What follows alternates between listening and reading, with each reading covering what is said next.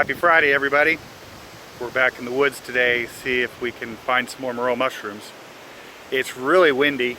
I don't think that much matters. It rained a bunch over the last 2 days, and now it's sunny and 60 something degrees, so the weather's right. Let's go see if we can find some.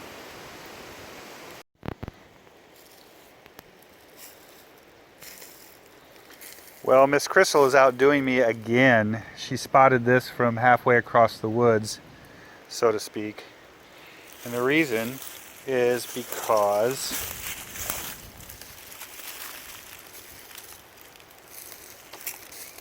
look at how big that guy is. I mean, he's big. And we already walked through this spot once already, so we're going to walk through it another time and find some more.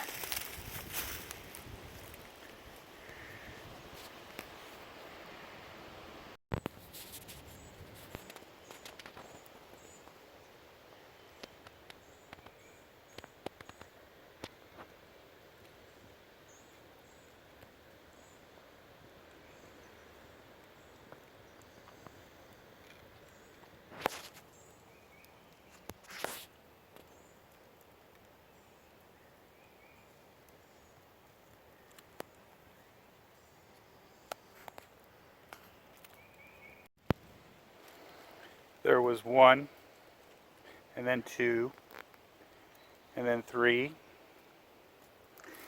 and then 4, and then 5, and then 6, and I'm not leaving this spot for a while.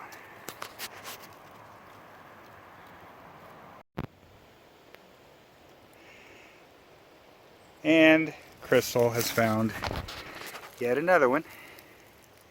This guy's good size too. A little burnt, but that'll cut right out. It'll be fine. And this guy is in the middle of like a wide open area too, so time to look for more. As Crystal says, find his friends.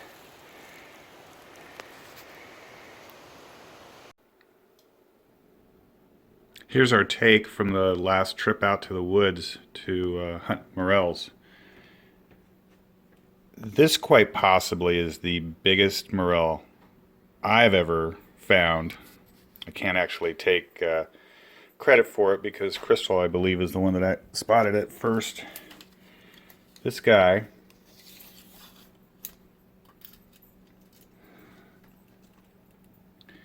that is a good, it's almost 9 inches in length. Diameter's almost 3. That puppy is huge. And then we found some more small ones. Those look like small yellows. This one on the second from the right looks like it's a gray, but these are going to cut up. We're going to quarter them or eighth them, depending on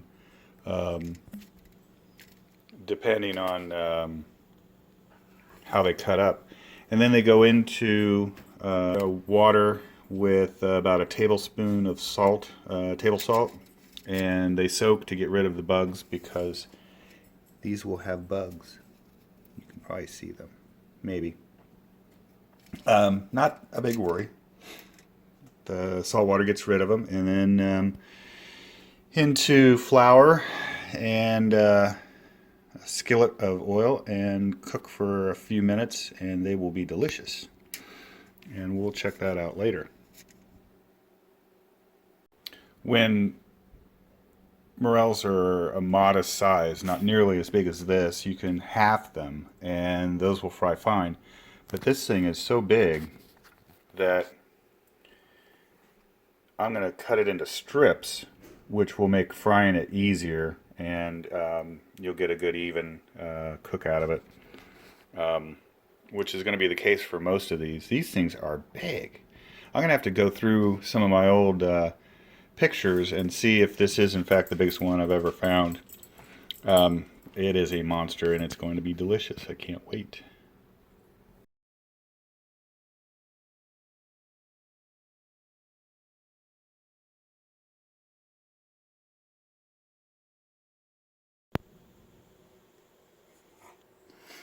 Hey guys, we're going to make fried morel mushrooms. We're going to start with a iron skillet that's already warm, somewhere between where you would put a temperature for frying bacon or frying eggs. I'm going to add enough oil to cover the pan plus a little more. We want the morels to sit in the oil, and we're going to take the morels from the water. I don't do any egg. Some people might. This is how I've always done it with the vegetable oil, and then you roll it in the flour.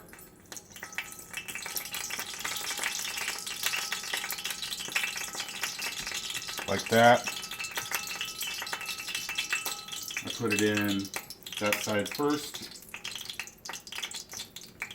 You're going to get a lot of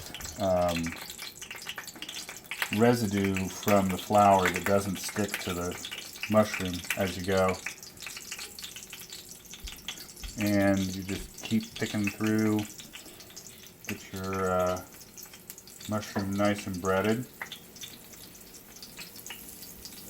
There's one of those monster morels.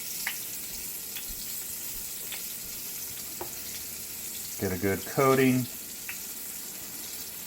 Some people use butter, some people use canola oil, some people use olive oil. It's really up to your taste of what you like. And I've experimented with all of those, and I keep coming back to vegetable oil. It's easy, you can get it hotter than olive oil. Butter, same thing. And it really is a very subtle difference in the taste. Some people are like, well, you know, you gotta do butter because, or you gotta do canola oil because. But this is pretty easy. Doesn't take anything special, any special ingredients. Now I'm going to let these fry until they're golden brown on one side, and then I'm going to flip them and so I'm going to fry these until they're golden brown on one side, and then I'm going to flip them over and get them golden brown on the other side. This may take I don't know, 6 to 8 minutes.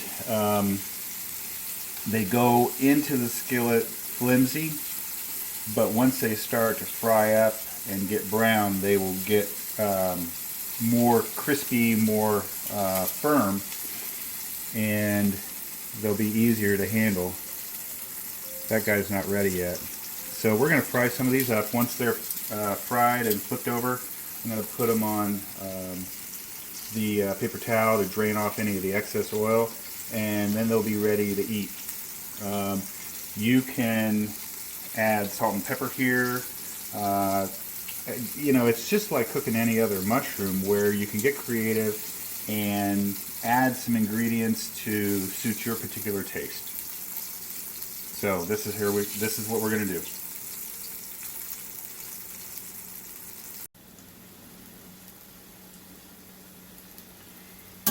These have been cooking now for nearly 5 minutes, and my skillet temperature is a little on the low side, so they're cooking slower. Also, they're much bigger than average, so they're not cooking quite as fast.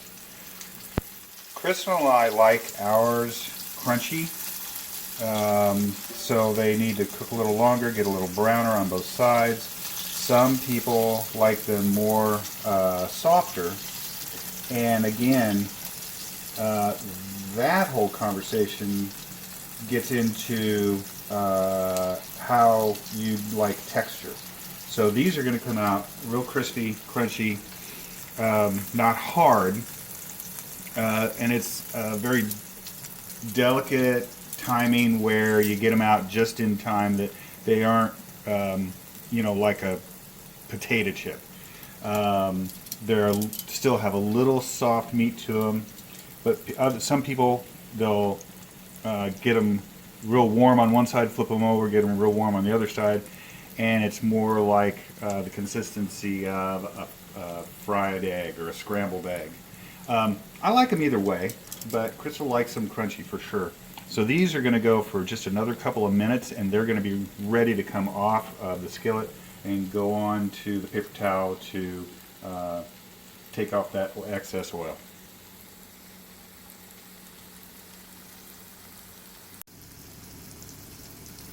And here you have the finished product.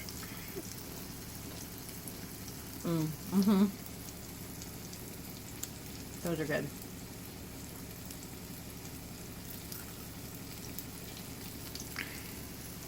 Fresh fried morel mushrooms. So thanks for watching. If you like what we're doing here, I ask that you click subscribe, click like. If you want to comment about how I'm frying morel mushrooms wrong, please do so. That's fun. But anyway, thanks for watching, and God bless.